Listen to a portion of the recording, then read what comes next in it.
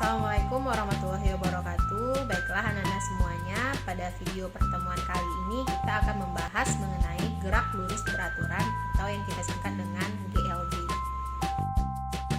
Nah, pada video hari ini kita akan membahas mengenai gerak lurus beraturan atau GLB. Namun sebelumnya kita harus membahas mengenai dulu apa sih itu gerak dan apa saja macam-macam gerak. Gerak adalah perpindahan suatu benda dari titik awal ke titik akhir. Nah, jika kita misalkan bergerak dari titik awalnya A, lalu kita bergerak ke titik akhirnya B, maka dari A ke B itu maka kita dilakukan namanya adalah melakukan gerak. Di mana gerak itu terbagi atas 3 menurut lintasannya. Ada yang namanya gerak lurus, yaitu gerak dengan lintasan lurus. Yang kedua adalah gerak melingkar, yaitu gerak dengan lintasan yang melingkar. Dan yang ketiga adalah gerak parabola, gerak dengan lintasan parabola. Nah, yang gerak lurus ini terbagi atas 2. Ada yang namanya gerak lurus beraturan atau GLB. Yang kedua adalah gerak lurus berubah beraturan. Nah, untuk video hari ini kita akan membahas mengenai gerak lurus beraturan atau GLB. Nah, apa sih itu GLB atau gerak lurus beraturan? Gerak lurus beraturan sesuai dengan namanya gerak lurus, berarti adalah gerak dengan lintasan yang lurus. Sedangkan arti yang beraturan itu apa? Adalah kecepatannya yang beraturan, berarti kecepatannya adalah konstan. Jadi misalkan sebuah mobil bergerak dengan kecepatan 40 km per jam, maka arti GLB ini adalah mobil yang bergerak di lintasan lurus dengan kecepatan yang selalu 40 km per jam. Demikianlah yang dimaksud dengan gerak lurus beraturan dengan V atau kecepatan yang konstan. Nah, pada video yang lalu kita sudah belajar mengenai apa sih perbedaan antara kelajuan dan kecepatan. Kalau kelajuan itu adalah hanya mementingkan nilai, sedangkan yang kecepatan adalah mementingkan nilai dan arah. Jadi kalau dikatakan kecepatan sebuah mobil bergerak dengan kecepatan 40 km per jam ke arah barat, maka itu dinamakan dengan kecepatan. Tapi kalau dikatakan 40 km per jam, berarti itu hanya nilai saja, berarti itu yang dinamakan dengan kelajuan. Jadi bisa kita kesimpulkan bahwa kelajuan itu adalah besaran skalar, sedangkan kalau kecepatan adalah besaran vektor. Nah, jadi sekarang kita akan mempelajari tentang adanya besaran skalar dan besaran vektor. Seperti pertemuan kita yang sebelumnya, kita tahu adalah besaran skalar itu adalah besaran yang tidak mementingkan arah. Oke, jadi hanya berupa angka. Oke, itu yang besaran skalar. Sedangkan yang namanya besaran vektor itu adalah besaran yang mementingkan arah dan jarak arah dan jumlahnya, arah dan angkanya yang ditempuh. Oke, misalkan seperti ini. Dari titik acuan O. Oke, ini titik acuannya O. Nah, si A dia bergerak sejauh X1. Oke, misalkan nama jarak yang ditempuhnya adalah X1. Lalu dari titik O sebagai titik acuan, si B dia melakukan perpindahan sebanyak X2. Nah, itu yang dinamakan dengan perpindahan. Nah, berapakah perpindahan yang dilakukan oleh A dan B? Maka perpindahannya itu adalah kita tinggal mengurangkan saja. Berarti X2 dikurangi X1 atau perpindahan awal yang kedua kurangi dengan perpindahan awal yang terakhir. Berarti jaraknya dari titik acuan itu adalah sebesar X2 dikurangi X1. Berarti ini dia perpindahannya, karena dia adalah besaran vektor. Sedangkan yang namanya jarak itu adalah besaran skalar yang hanya memperhitungkan angka yang ditempuhnya. Jadi misalkan ada soal cerita di mana seseorang dia bergerak dari titik A, lalu dia bergerak ke titik B sejauh 5 meter, lalu dari titik B dia balik lagi 5 meter ke tempat titik A. Maka kalau ditanya perpindahan, maka perpindahannya adalah 0. Karena dari titik A ke titik B lalu kembali ke titik A, berarti dari A ke titik A berarti tidak ada perpindahan. Sedangkan kalau ditanya orang tentang jarak, jaraknya tentu adalah 5 meter tambah 5 meter, yang hasilnya adalah 10 meter. Itu dia. Oke. Sedangkan kalau kita masuk ke kecepatan di sini masuk kepada ranah vektor. Sedangkan kalau tadi dia kelajuan dia baru masuk ke ranah besaran skalar. Oke. Nah, sekarang kita masuk dulu ke besaran vektor. Kalau kecepatan rata-rata, cara menghitungnya itu adalah perpindahan per waktu yang diperlukan.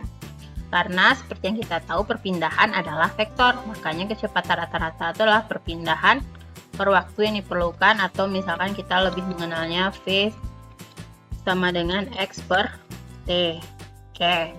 Misalkan ini kecepatan rata-rata. Oke, ini V rata-rata. Nah, V rata-rata itu adalah berbentuk miring.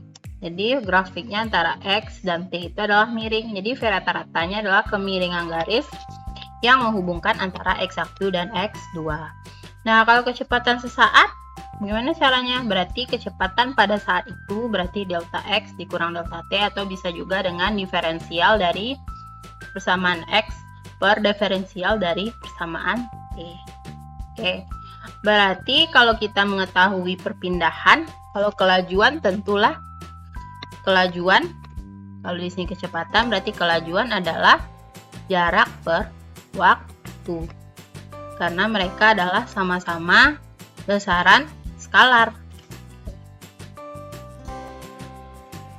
Nah, ini dia. Kalau kelajuan adalah jarak per waktu, itu Vx per T. Nah, sama juga kejadiannya dengan percepatan. Percepatan itu juga ada yang rata-rata dan juga ada yang sesaat.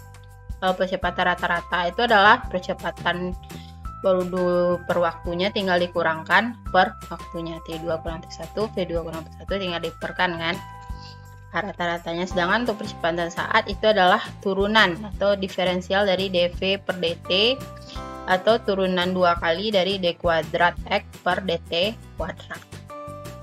Jadi yang dimaksud di GLB ini adalah kecepatannya yang konstan, berarti 40 km per jam ke arah barat dengan kecepatan yang konstan. Nah, itulah yang dimaksud dengan GLB.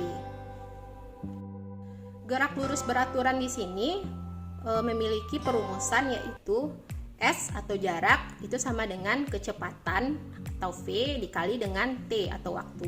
Jadi jarak sama dengan kecepatan dikali dengan waktu.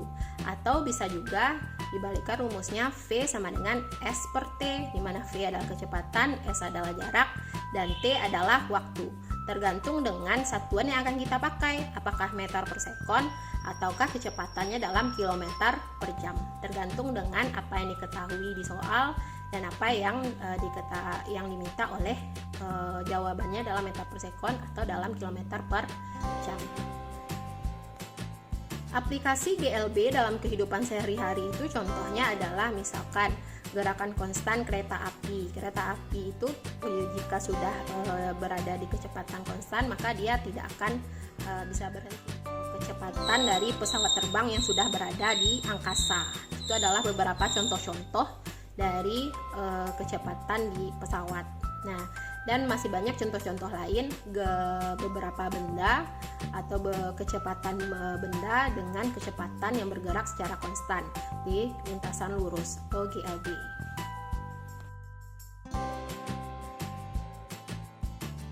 Per waktunya tinggal dikurangkan per waktunya. T2 kurang T1, V2 kurang T1 tinggal diperkan kan rata-ratanya. Sedangkan untuk percepatan saat itu adalah turunan atau diferensial dari dV per dt, atau turunan 2 kali dari d kuadrat X per dt kuadrat. Oke, masuk ke gerak lurus beraturan. Nah, yang kita pelajari sekarang itu adalah gerak lurus. Gerak lurus itu terbagi dua, ada yang gerak lurus beraturan dan ada yang gerak lurus berubah beraturan. Nah, yang perlu kita ketahui adalah apa sih bedanya antara gerak lurus beraturan dan gerak lurus berubah beraturan. Kalau gerak lurus beraturan itu adalah yang beraturannya itu adalah kecepatannya. Oke, kecepatannya. Oke, kecepatannya itu tetap dengan percepatannya itu adalah 0. Oke, if V-nya konstan, A-nya sama dengan 0.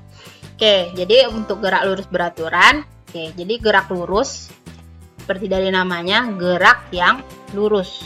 Oke, jadi nggak masuk ke sana gerak yang berbelok. Jadi kalau lintasannya lurus, oke, dari namanya saja sudah bisa kita menyatakan gerak lurus. Nah, gerak lurus bagi dua, ada yang GLB, ada yang GLBB. Kalau GLBB gerak lurus beraturan, yang maksudnya yang beraturan di sini adalah V-nya yang konstan, sedangkan percepatannya adalah 0. Jadi misalkan, oke, dari ini bisa kita simpulkan bahwa oke, pada waktu 1, 2, 3, berarti V-nya adalah misalkan di sini 2 meter per sekon. Oke, selalu 2 meter per sekon. Pada detik ke-1 selalu 2 meter per sekon. Pada detik kedua selalu 2 meter per sekon, dan pada detik ketiga selalu 2 meter per sekon. Perbedaannya dengan ini posisi itu adalah jika ada X0 ditambah VT. Oke, jadi maksudnya adalah kecepatan awalnya itu kita mulai, misalkan dia mulai dari kilometer sekian, nanti baru ditambahkan dengan mencari apanya, X-nya. Oke. Nah, jadi untuk grafiknya seperti ini pada grafik posisi terhadap waktu. Jadi posisinya tambah besar, oke, posisinya tambah besar dengan selang waktu, jadi dia beraturan grafiknya. Sedangkan untuk grafik V terhadap T, V-nya adalah selalu konstan dengan A-nya adalah 0. Apa bedanya sih dengan gerak lurus berubah beraturan? Perbedaannya itu adalah pada A-nya. Kalau yang tadi V-nya konstan, A-nya 0. Kalau yang ini A-nya konstan, V-nya tidak sama dengan 0. Oke, atau V-nya adalah V-nya itu kalau tadi tidak sama dengan yang ini, V tidak sama dengan 0 karena V-nya itu kan berubah. Kalau A ada tentu V-nya ada. Oke. Jadi gerak lurus yang percepatannya tidak berubah. Kalau ini percepatan yang tidak berubah atau konstan, berarti A-nya sama dengan konstan di sini.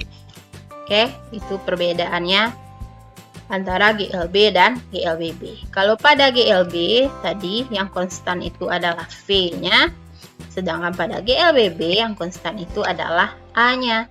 Oke, bisa dilihat di sini. Nah, ini grafik terhadap T ini yang konstan. Kalau ini grafiknya dia tambah besar. Oke, tambah besar. Kalau tadi ini jaraknya tambah besar, ini V-nya. Oke, V-nya selalu meningkat.